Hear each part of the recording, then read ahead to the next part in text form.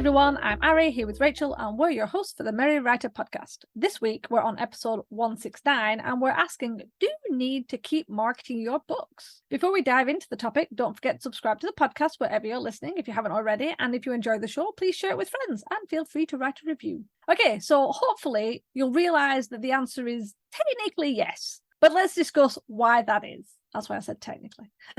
Especially since there has been a kind of a big push in recent years from all those awful adverts and money-making experts who constantly tout the passive income model. And let me just say, there is nothing wrong with passive income. It's really good. And obviously books are a passive income. But these people usually just throw out, write a book, as one of the many ideas for passive income, as if it's that quick and easy and the richest thing to do. It's so frustrating. Okay, so let's look at some numbers. It said that around 75% of people won't buy your book the first time they see it. The ones that do kind of grab that copy of your book, not counting the ones who snag the free copy if you put one out, but the ones who get the book when you first launch it, they are what we consider super fans. You know, they're the ones who are on your newsletter. They're engaging with you on your social media and asking questions. They're the ones that show real excitement for when your book's coming out. We love super fans. These are the people that need to be nurtured because they are awesome and we need them. These are the people we want the most. So super fans who grab your book during the launch, the pre-sale, right as soon as the book is launched, that is the people we want. They are awesome, but they're not everyone. In fact, they're not even a large number of people who follow us. So super fans basically are roughly 25% of people, which is really interesting because I am one of those 75%. I am part of that 75% bracket. I don't know about you, but 9 times out of 10, if I go to the bookstore and I see a book that looks intriguing, sounds intriguing, I will take a picture of it so that I don't forget about the book and I'll stick it back up on the shelf. And the reason I do this is because I have so many books at home that I have to go through and read. And I have so many books on my Kindle that I still need to read. And also just trying to save a little bit of money, that I just kind of have this never-ending list of books that I would like to read, but I don't yet own. And I think it's really difficult to find those super fans. But the best way to find those super fans is to, of course, market your books.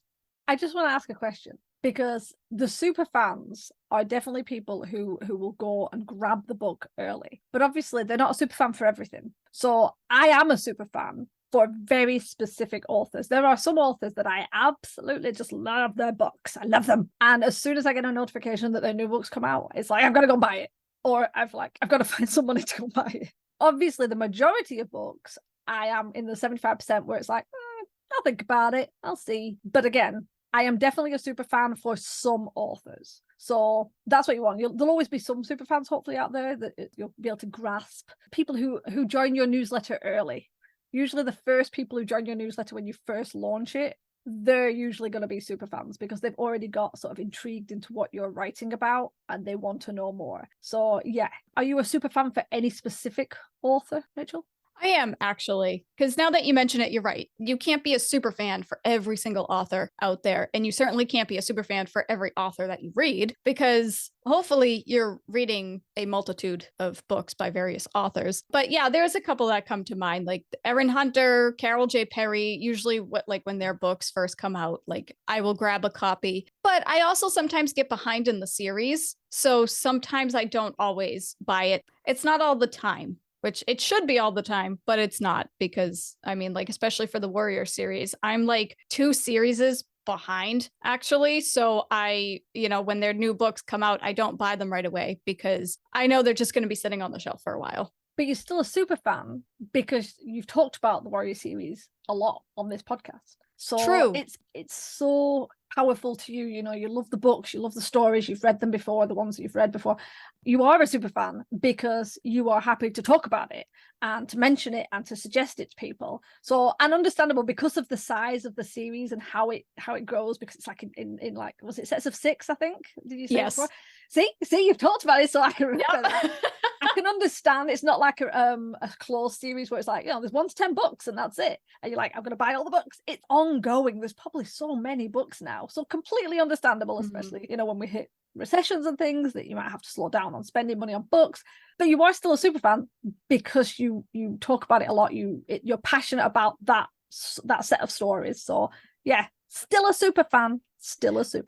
That's true. When I think of super fans, I think of the ones that like buy the book right away and they pre-order it and things like that. But yeah, super fans, they do a lot more than just buy the book when it comes out. You're right. Good point. Obviously they are, most of them do try and buy a book first, but again, not everyone's able to. But yeah, you can still, there are still super fans out there who just get so excited. They're the ones you want on your street team. They're the ones you want shouting about your book from the top. And this is why super fans are so important. This is why a newsletter is so important, to find those super fans, because you want super fans. I think people have this idea. It's like, I'm going to put my book out there and I'm going to reach hundreds of thousands of people. It's like, great. But in the end, you're better having 20 super fans who love your work and are willing to talk about it on podcasts and interviews and blogs and in random, and whenever they buy the book, they put it on social media without you saying, could you do that? They just want to share it because they love it so much.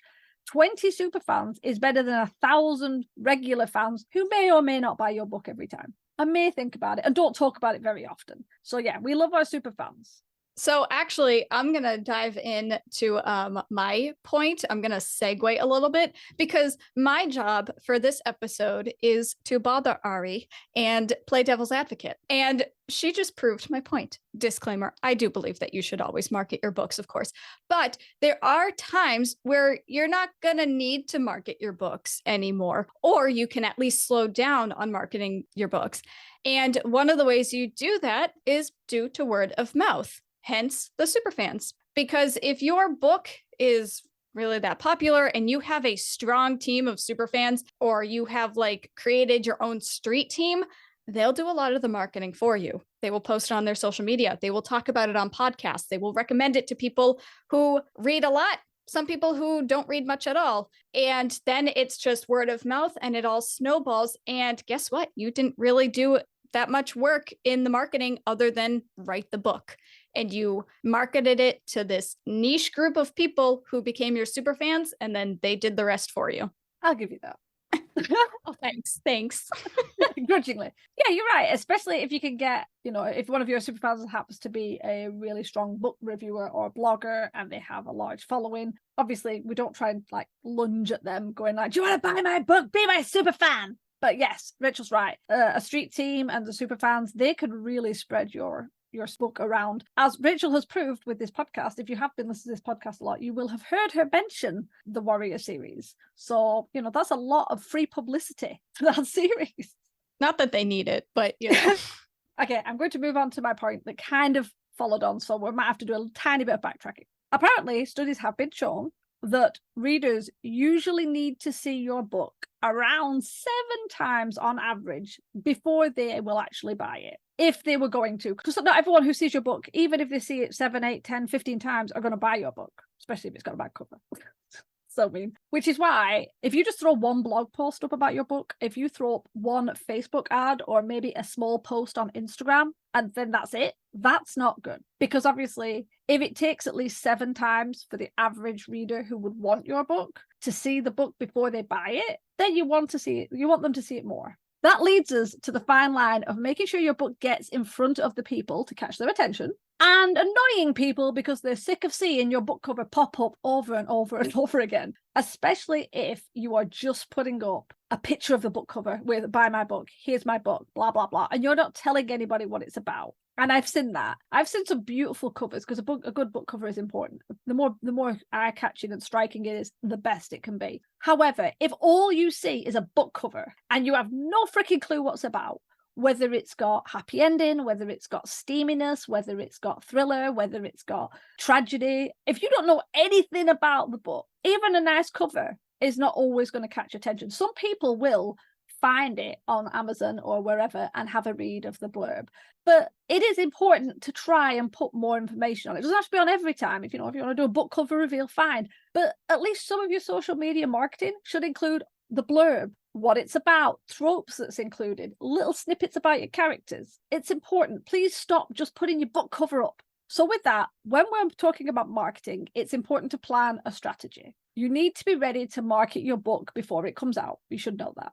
And when the book launches, you should know that too. And several months after the book has been out. That should also be something you know. So what happens when you're 3 or 4 years down and you have other books in the catalogue? Should you just stop marketing the ones you've already got? No. It's part of your back catalogue. Are you supposed to be putting it in front of everyone all the time? No. But it's actually quite good to every now and then throw it in. That's what Throwback Thursday is great for. So maybe while you're working on your next book, you'll probably ease off the marketing of the one you just released, or even some of the older ones. But it shouldn't vanish altogether. You should consider using the whole catalogue you've got as part of the marketing strategy. First of all, it stops people from being overwhelmed with the same thing over and over. And also, it might be that the new stuff you're writing isn't as much of an eye catcher for everybody, and somebody would actually prefer the older stuff you've written. Having a plan, creating a content calendar for your social media or your blog, and or a marketing budget for your adverts is actually a great idea.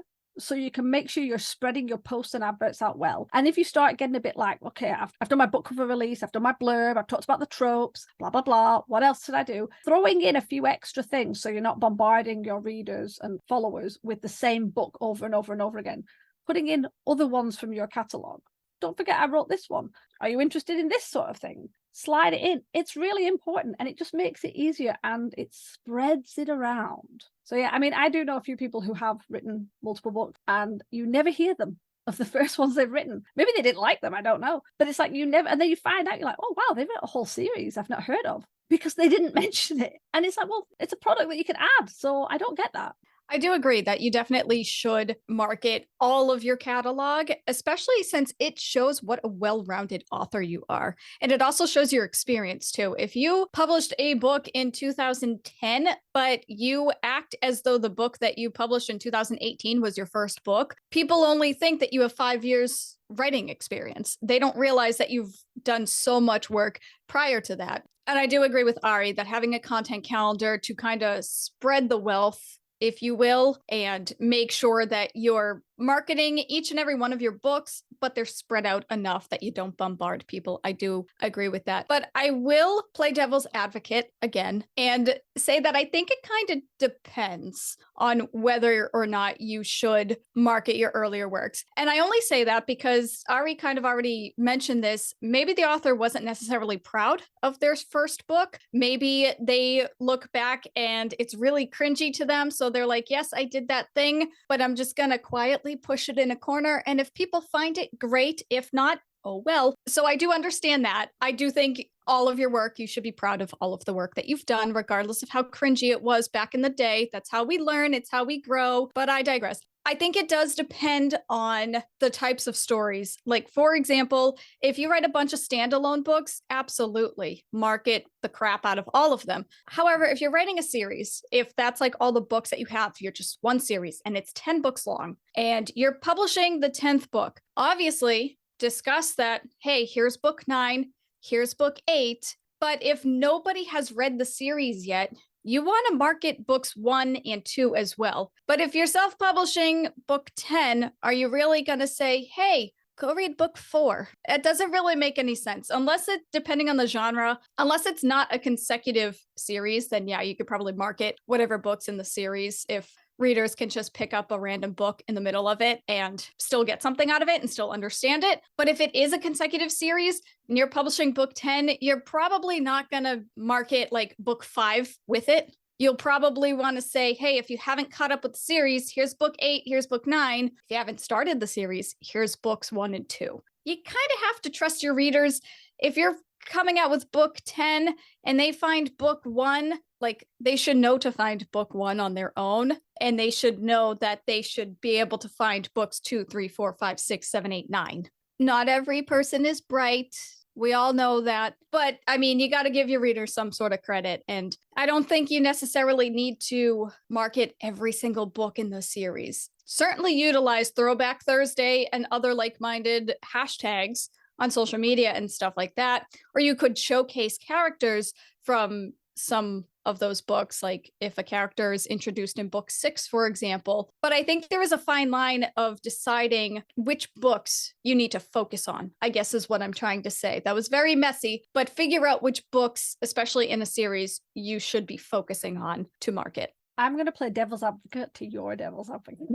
Because you said, like, obviously, if a person has written an earlier book and they feel a bit cringy about it, that's true. People can feel cringy. People can look back and go, wow, that was crap. However, I want to make a point about something. The longer you write and the older you get, your earlier work will almost always feel like that because you will change. That's one of those things. There's a lot of authors, really great authors, like incredible writers at the top, who have looked back at their older work that are still read today, that people still fall in love with, and been like, ooh, if I did that, I would rewrite it this way or that way, or I'd definitely do it differently. And that's because we experience and ability changes. That's just the thing. It's one of the reasons why the longer you take to write a book, the harder it can be, because if you start it at a certain time and then you write and write and write and write and write, every time you go back, you've changed, you've got older, you've got wiser with your abilities and your skills, and it makes it harder. And I know that because I currently am dealing with that situation with one of my series, and I started writing it decades ago, and I go back and it's like I feel such a different person now, and it's hard because it wasn't bad back then, but I am different now. So sometimes you have to publish, push it out there, and then don't look at it again and let it be as it is, and still put it out there because someone will still fall in love with it. And as per Rachel's thing, she was completely right. If you've got a series of books, trying to market book 5 in the middle while you're publishing book 10, it doesn't work. Marketing book 1, book 2, great. Marketing the whole set up to book 10, that would also work. Or doing a little reading from each individual book would also work. But yeah, I think it definitely needs to be, might not be an individual book if it's a series, but then it should be like a package. It's like, wow, book 10's coming out. Have you read the first 9? Boom, here they are. And maybe even do it in blocks. You can even say, right, you can buy the first 5, book 5 books as a set. There are ways to do it. I think it's the idea that if you publish a book and then you never talk about it because your next book's coming out and that's the one. And it's like, you shouldn't just focus only on that one. Think of them like your children. The newest one coming out might be more interesting, but you still got older ones who need attention, said as a middle child. I can comment on that because I'm the youngest. Oh, there it is. But it's true. The youngest is the most interesting. It's just that shiny object syndrome, the new car smell everybody likes. It's like, ooh, shiny new thing. Oh, the shines come right off. I digress. Let's go back to talking about, what was he talking about? Marketing. That's what we're talking about. And if you're thinking about marketing and you're thinking, how am I supposed to market all these books? How am I supposed to think about what to say? I've already said stuff. It's like, there is so much you can talk about with your books. There are book trailers. There are scene excerpts. There are character art. There are fan art, if you get it and you're okay with that. Not every writer is. So if you're thinking about drawing fan art or writing fan fiction, please check with the original author. I just want to make a point of that. Not everyone is happy with it. But if they are, and you get fan art from people, you can showcase that. You can talk to people about why you wrote that book. You can discuss the different book covers, why you got interested in the series. It's so strange how people don't think about the books in their catalogue. I actually saw an author recently who didn't have the stories blurb on Goodreads against their book or on their website. Now, I actually had read it because I ended up getting it free from something, and I read that. And as I was writing my review, I couldn't remember one of the characters' names. So I thought, oh, it's okay. I will go up and check what the name is. It'll be in the blurb. But there was no blurb.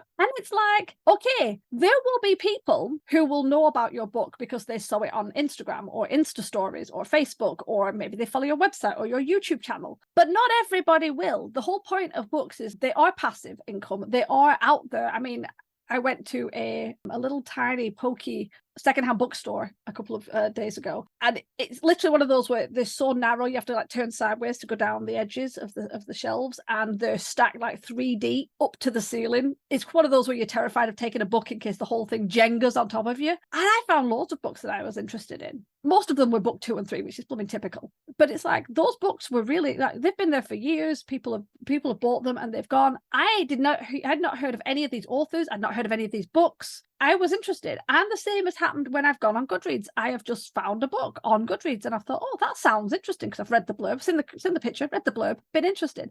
But if you've got a book on Goodreads and no blurb, if you've just got pictures of your book cover and no discussion, and you're not telling anyone about the books you've already written, how is anyone supposed to find it unless they happen to have followed you when you first wrote it? It's like a recap. You know, if you're watching a series and the next episode comes on and you get a recap of what had just happened. Now, if you saw what had just happened, you don't need the recap. But somebody else might. Somebody else might have dropped into this and gone, I can't remember what happened, or I never watched that episode.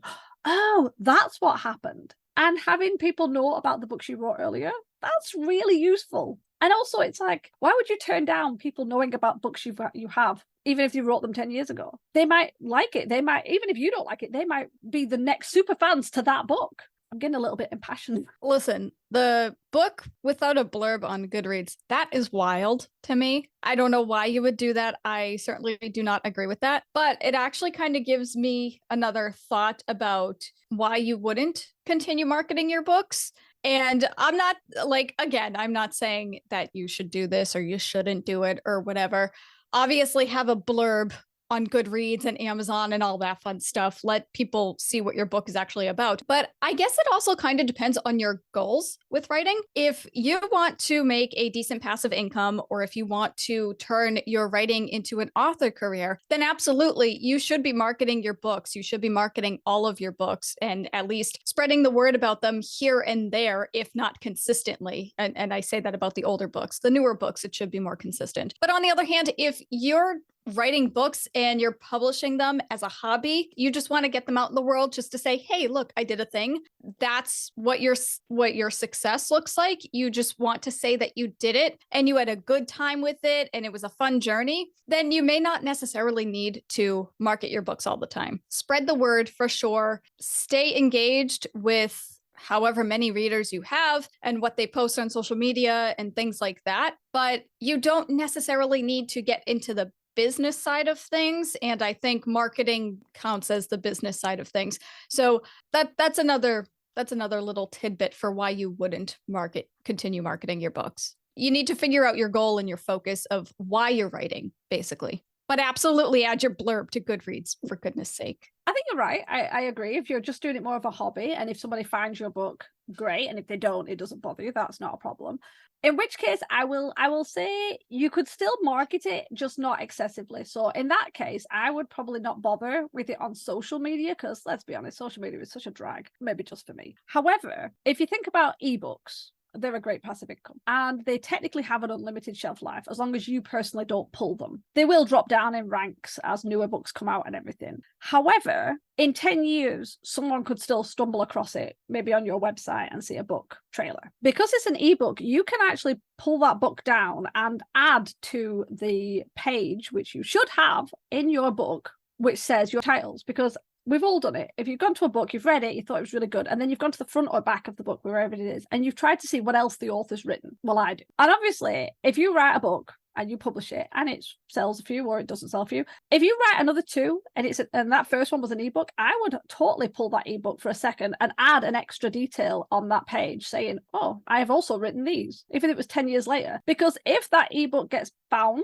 and looked at, that's a little bit of marketing. You've added to the page, you've told them, these are some other titles I've written. It'll pull in other people interested in more things, because that's the whole point of having that page, other things the author has written. Because if you love a book, you want to know what else they've written, and not everything's on the website. Again, put things on your website and put things on Goodreads. But if you don't want to do that, just having that one page in your book, other things you've written, and keeping it updated is a really good marketing tactic. It doesn't have to be complicated. None of this is us saying, oh my God, you need to be spending 50 hours a week just marketing all of your books. It's like, when would you write? Seriously. But think about what you can do to market, whether it's throwing up the odd book on social media, whether it is going to the library and seeing if you can drop off copies of your older books and your newer books, whether it is making sure you keep those pages updated on any of your books you've got out that are ebooks, just an update saying other titles you've written, making sure you've listed them on your website. Even if you don't want to talk much about them, just put them on the website. People will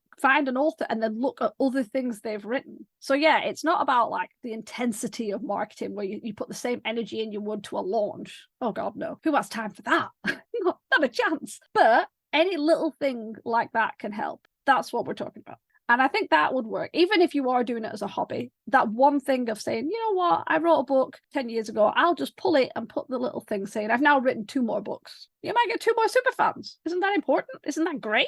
Wouldn't you want to hear from these fans? I do agree with you, though. I think, obviously, if you're going to do the bare minimum of marketing, definitely keep your stuff updated. Your website, your Kindle books, all of that stuff, your social media, keep it updated because it's quick, it's easy, and it's free. We like free. Yes. But yeah, yes, it doesn't take 2 minutes to add. I'll say that. Obviously, if you're not big on websites, but it doesn't take 2 minutes to add a page to your website that has the book cover and the blurb. That's it.